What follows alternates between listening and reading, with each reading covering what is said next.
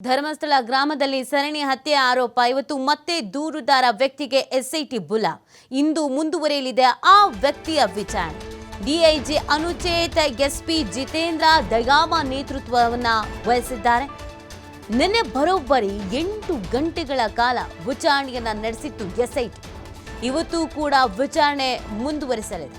ಇವತ್ತಿನ ವಿಚಾರಣೆ ಕೂಡ ಸಹಜವಾಗಿ ಮಹತ್ವವನ್ನು ಪಡ್ಕೊಳ್ತಾ ಇದೆ. ನಿನ್ನೆ 8 ತಾಸುಗಳ ಕಾಲ ವಿಚಾರಣೆ ನಡೆದಿರೋದು.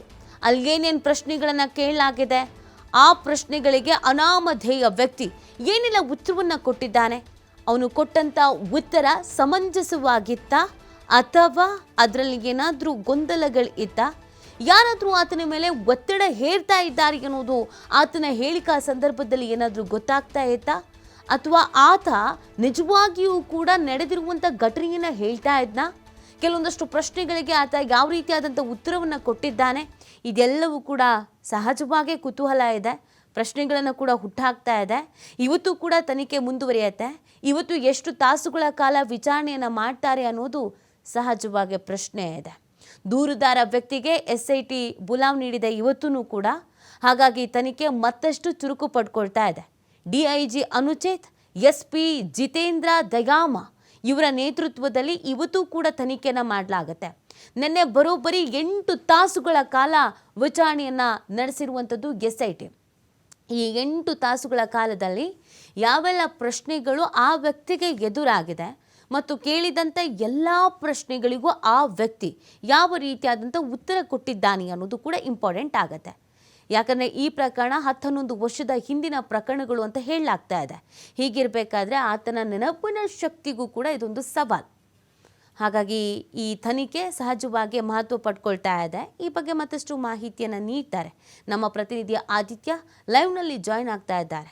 ಆದಿತ್ಯ, ನಿನ್ನೆ 8 ತಾಸುಗಳ ಕಾಲ ವಿಚಾರಣೆಯನ್ನು ಮಾಡಲಾಗಿದೆ. ಸಹಜವಾಗಿ ಎಲ್ರಿಗೂ ಪ್ರಶ್ನೆ ಇರುತ್ತೆ, ಯಾವೆಲ್ಲ ಪ್ರಶ್ನೆಗಳಿಗೆ ಎದುರಾಗಿರ್ಬೋದು, ಅದಕ್ಕೆ ಆತ ಕರೆಕ್ಟಾಗಿ ಉತ್ತರ ಕೊಟ್ಟಿದ್ದಾನೋ, ಗೊಂದಲದಲ್ಲಿ ಉತ್ತರ ಕೊಟ್ಟಿದ್ದಾನೋ, ಮತ್ತು ಇದು ಹಳೆಯ ಕೇಸ್ ಆಗಿರೋದ್ರಿಂದ ಆತನ ನೆನಪಿನ ಶಕ್ತಿಗೂ ಸವಾಲಾಗಿರುವಂಥ ಪ್ರಶ್ನೆಗಳು ಎದುರಾಗಿದೆಯಾ, ಸಮಂಜಸವಾಗಿ ಉತ್ತರ ಕೊಟ್ಟಿದ್ದಾನಾ ಅಂತ. ಸೊ ಇವತ್ತು ಕೂಡ ಬುಲಾವಿದೆ ತನಿಖೆಗೆ ಆಗಮಿಸಬೇಕು ಅಂತ. ಹಾಗಾಗಿ ಇವತ್ತಿನ ತನಿಖೆ ಹೇಗಿರಬಹುದು, ನಿನ್ನೆಯ ಡೆವಲಪ್ಮೆಂಟು ಮತ್ತು ಇವತ್ತಿನ ಅಪ್ಡೇಟನ್ನು ನೋಡೋದಾದ್ರೆ ಆದಿತ್ಯ?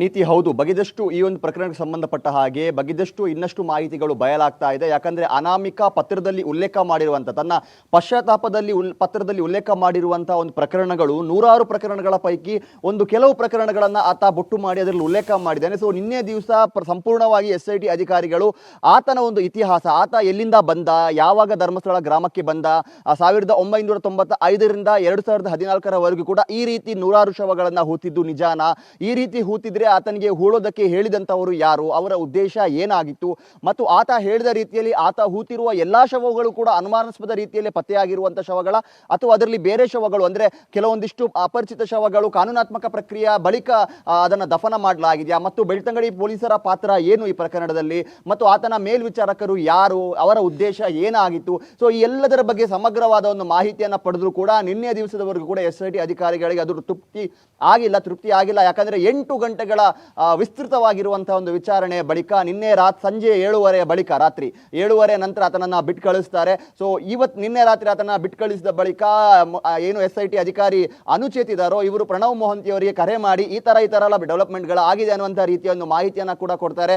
ಪ್ರಣವ್ ಮೊಹಂತಿ ಅವರು ಈ ವಿಚಾರಣೆಯನ್ನು ಇನ್ನಷ್ಟು ತೀವ್ರಗೊಳಿಸಿ, ಯಾಕಂದ್ರೆ ಆತನ ಹೇಳಿಕೆಯ ಮೇಲೆ ನಮ್ಮ ಮುಂದಿನ ತನಿಖೆ ಸಾಗುತ್ತೆ, ಯಾವಾಗ ಆತ ಮಾಡಿರುವಂತ, ಆತ ಹೇಳಿರುವಂತ ಆರೋಪಗಳ ಬಗ್ಗೆ ಕ್ಲಾರಿಟಿ ಇದೆ ಅಂತ ನಮ್ಗನ್ಸುತ್ತೋ ಆ ಬಳಿಕ ನಾವು ಮುಂದಕ್ಕೆ ಅದನ್ನ ಉತ್ಖನನ ಮಾಡುವಂಥದ್ದಾಗಿರ್ಬೋದು, ಆತನನ್ನ ವಶಕ್ಕೆ ಪಡೆಯುವಂಥದ್ದಾಗಿರ್ಬೋದು, ಅಥವಾ ಯಾರ ಮೇಲೆಲ್ಲ ಆರೋಪಗಳಿದೆಯೋ ಅವರನ್ನ ವಿಚಾರಣೆ ಮಾಡುವಂಥ ಪ್ರಕ್ರಿಯೆ ಮುಂದಕ್ಕೆ ನಡೆಯುವಂಥದ್ದು. ಹಾಗಾಗಿ ಈ ಒಂದು ವಿಚಾರಣೆಯನ್ನು, ಆತನ ಇಂಟರೋಗ್ರೇಷನ್ ಅನ್ನ ಎಕ್ಸ್ಟೆಂಡ್ ಮಾಡಿ ಇನ್ನಷ್ಟು ಆತನನ್ನ ವಿಚಾರಣೆ ಮಾಡಿ ನಾಳೆ ಕೂಡ ಇದನ್ನು ಮುಂದುವರಿಸಿ ಅನ್ನುವಂತಹ ರೀತಿಯ ಮಾಹಿತಿಯನ್ನು ನೀಡಿದ್ದಾರೆ. ಹಾಗಾಗಿ ನಿನ್ನೆ ಮತ್ತೆ ಅನಾಮಿಕನಿಗೆ SIT ಬುಲಾವನ್ನ ನೀಡಿದೆ. ಇವತ್ತು ಮತ್ತೆ ಆತನ ವಿಚಾರಣೆ ಮುಂದುವರಿಯುತ್ತೆ. ನಿನ್ನೆ ನಡೆದಂತ ವಿಚಾರಣೆಯ ಜಾಗ ಕದ್ರಿಯ ಒಂದು IB, ಮಂಗಳೂರು ನಗರದಲ್ಲಿರುವಂತಹ ಕದ್ರಿ IBಯಲ್ಲಿ ನಿನ್ನೆ ವಿಚಾರಣೆ ಆಗಿತ್ತು.